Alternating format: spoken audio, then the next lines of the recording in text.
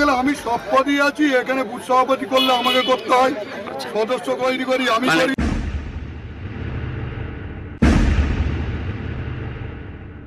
যেসব ছেলে আয়সব করবে বলে মাথা মারে সেসব ছেলেগুলিকে ভোট দিতে দিইনি।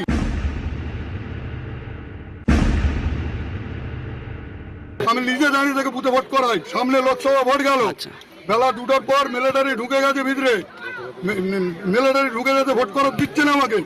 সঙ্গে সঙ্গে আমি ফোন করেছি আলতাবুদাকে যে আলতাবুদা আমাকে আর ভোট করার দিচ্ছে না, মিলিটারি বুথের ভেতরে ঢুকেছে।